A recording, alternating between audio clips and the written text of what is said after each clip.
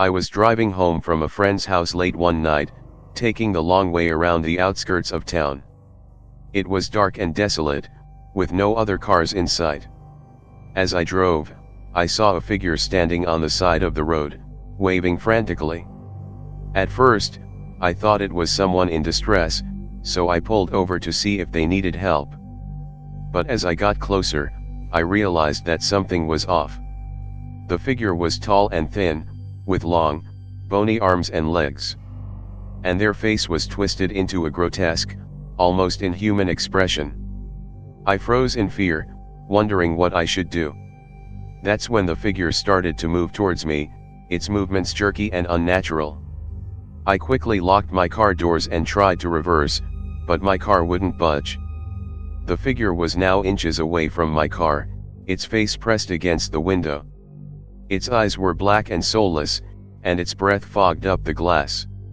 I could see it trying to force its way into my car, using its long fingers to claw at the windows. In a moment of desperation, I hit the gas and sped away. As I drove, I could hear the figure's piercing screams and feel its cold, bony fingers scraping against my car. But I didn't stop until I made it home safely. I still don't know what that figure was or why it was after me. But I know one thing for sure, I'm never taking that long way around town again.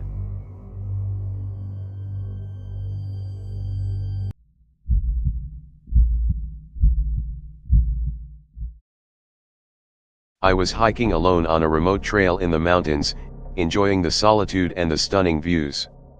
It was a beautiful day, with blue skies and a light breeze. I felt at peace with nature and with myself. As I rounded a bend in the trail, I saw a figure up ahead. It was a man, dressed in all black, standing still and watching me. I felt a chill run down my spine, but I tried to ignore it and keep walking. As I got closer, I saw that the man had a mask on, obscuring his face. He didn't say anything, but I could feel his eyes on me.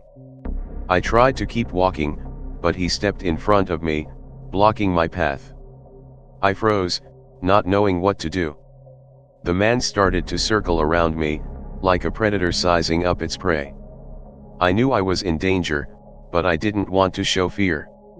Suddenly, I heard a loud crack and saw the man stumble. I turned around and saw a park ranger standing behind us, holding a large stick. The man in black fled into the woods, and I collapsed onto the ground, trembling with fear. The ranger helped me up and walked me back to my car. He explained that there had been reports of a dangerous man in the area and that I was lucky he had been patrolling nearby. As I drove away, I couldn't shake the feeling of dread that had settled over me. I knew that if it wasn't for the ranger, I might not have made it back alive. I made a vow to never hike alone again, and to always be aware of my surroundings. That experience taught me that danger can lurk around any corner, but with a little luck and the help of others, we can overcome it.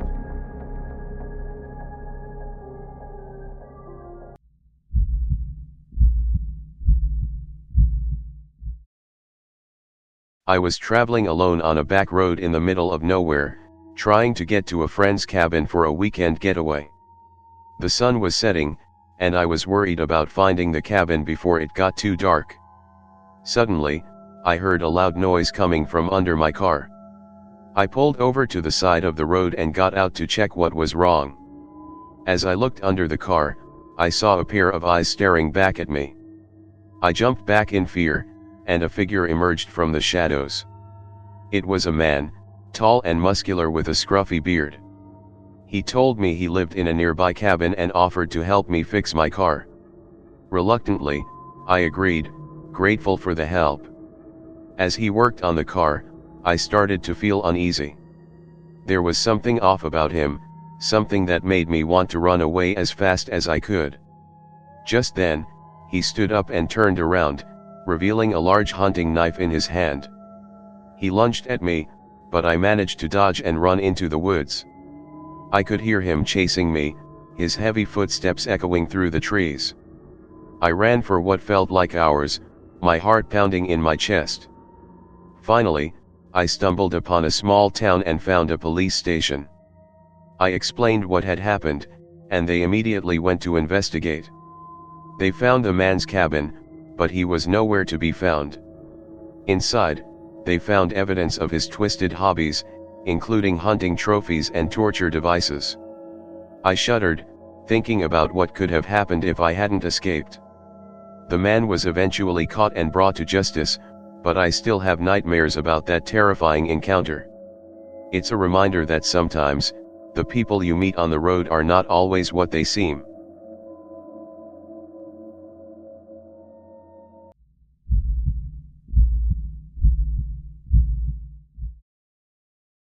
It was a dark and stormy night when I decided to take a shortcut home from my friend's house. I was walking through an unfamiliar part of town, and I felt a sense of unease wash over me as I heard the sound of footsteps behind me. I turned around, but there was no one there. I shrugged it off as my imagination and continued walking. But the footsteps persisted, and they seemed to be getting closer. I quickened my pace, but the footsteps matched my own. I started to run, and I could hear someone chasing after me. I didn't dare look back, but I knew whoever it was, they were gaining on me. As I turned the corner, I saw a figure standing in the middle of the road. It was a tall man wearing a black hooded cloak. I was about to run past him, but he reached out and grabbed my arm. "Come with me," he whispered in a gravelly voice. I struggled to free myself, but he was too strong. He led me to a dark alleyway, and my heart sank as I realized what was about to happen. But then, out of nowhere, a bright light shone down on us. The man released his grip, and I saw a group of police officers surrounding us. They had been patrolling the area and had spotted us. The man in the cloak was taken into custody, and I was brought to safety. The police told me that he had been known to prey on young women in the area and that I was lucky to have gotten away. I never forgot that night, and I still shudder at the thought of what could have happened if the police hadn't arrived when they did. But I also know that I was fortunate to have survived and lived to tell the tale.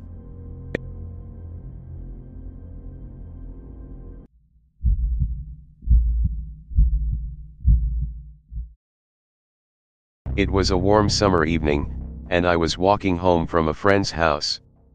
I took a shortcut through a wooded area, as I had done many times before. As I walked, I noticed a strange feeling creeping over me, like I was being watched.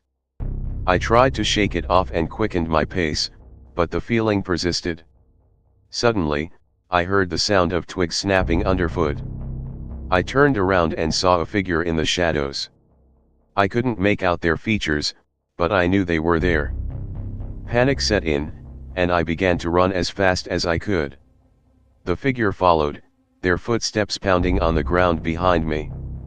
I didn't know how long I could keep this up, but I refused to let them catch me. As I ran, I saw a light in the distance. It was a small gas station, and I knew I had to make it there.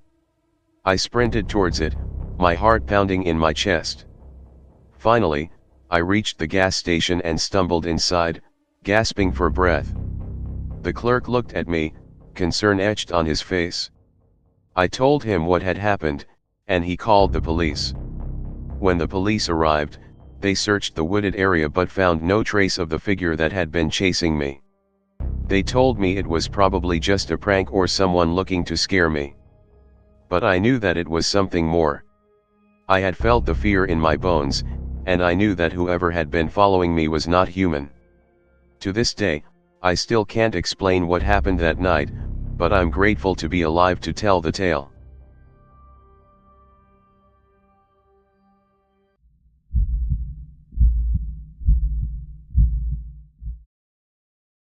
It was a hot summer night, and I had just finished a late shift at the diner. As I walked home, I couldn't shake the feeling that someone was following me. I turned around, but there was no one there. I shrugged it off and kept walking. But the feeling persisted, and I couldn't shake the sense of dread that crept up my spine. I walked faster, my heart pounding in my chest. That's when I saw him. A tall, menacing figure, lurking in the shadows. I froze, unsure of what to do. The man stepped closer, and I could see the glint of a knife in his hand. I was trapped, and I knew I was in serious trouble. But then something unexpected happened.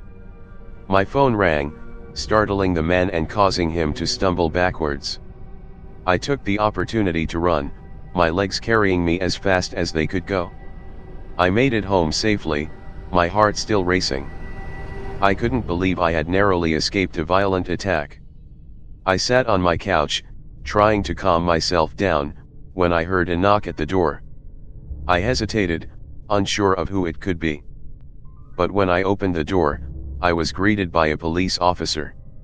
He explained that they had received a report of a suspicious person in the area, and they had apprehended the man who had been following me.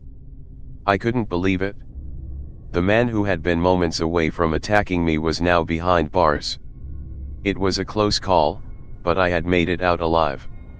From that day on, I made sure to always be aware of my surroundings and to trust my instincts. I knew I had been lucky, but I also knew that I had the strength to survive anything that came my way.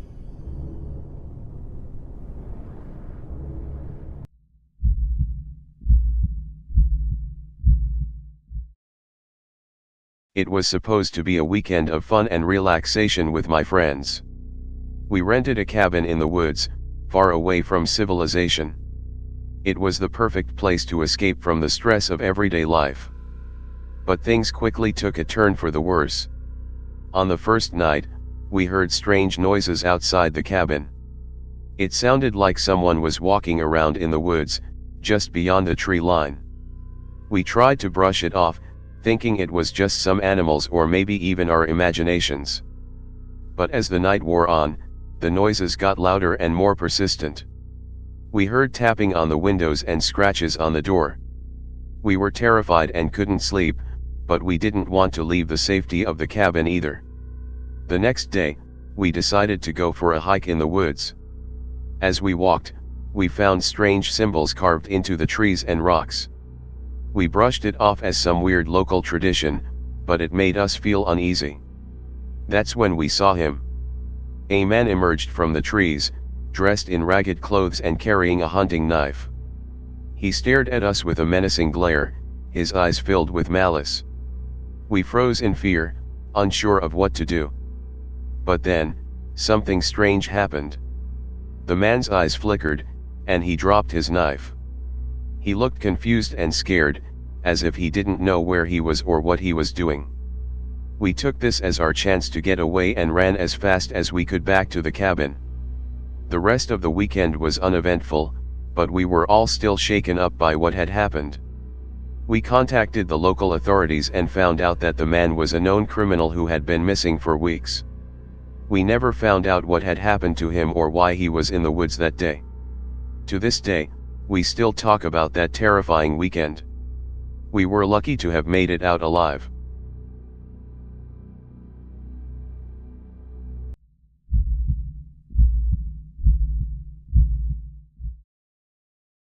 I was traveling alone in a foreign country, eager to explore all that it had to offer. I had always been an adventurous person, and this trip was no exception. But little did I know that it would be the most terrifying experience of my life. It started with a simple walk through the countryside. The scenery was breathtaking, and I felt like I was in a fairy tale. But as I walked deeper into the woods, I started to feel like I was being watched. I shrugged it off as my imagination and continued on my way. But the feeling persisted, and soon it became clear that I was not alone. I heard footsteps behind me, but every time I turned around, no one was there. It was like a game of cat and mouse, and I was the mouse.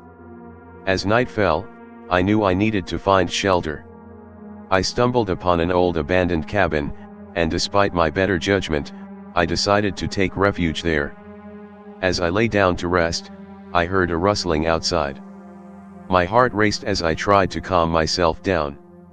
Suddenly, the door creaked open. I scrambled to my feet, ready to fight off whatever was coming my way. But to my surprise, it was an old man.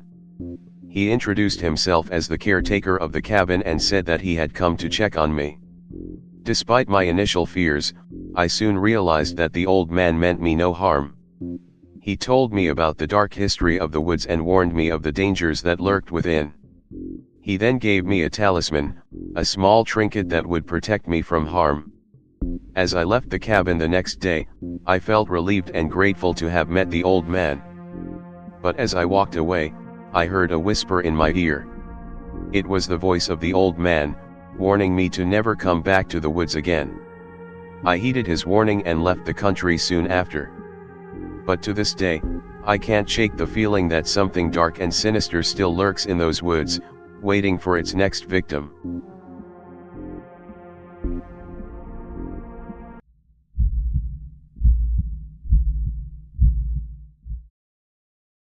It was a dark and stormy night, and I was driving home from a long day at work.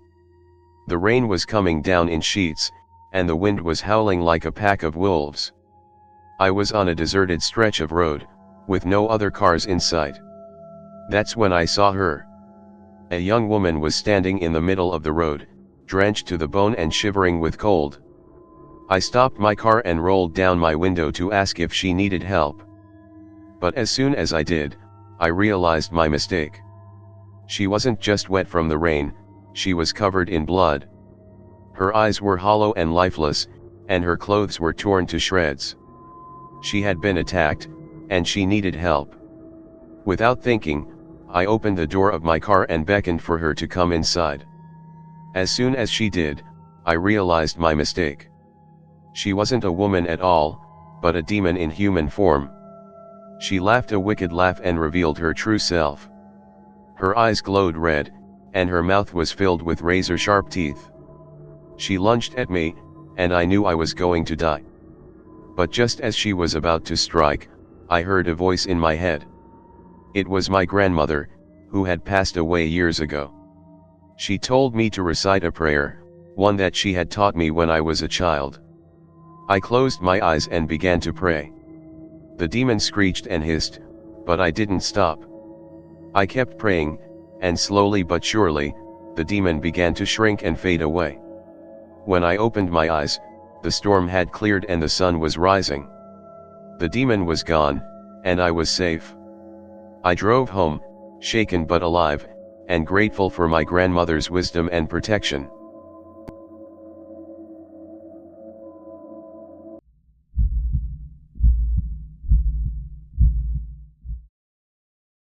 I was driving back from a long weekend trip, tired and ready to be home. It was a dark, winding road through the woods, with no other cars in sight.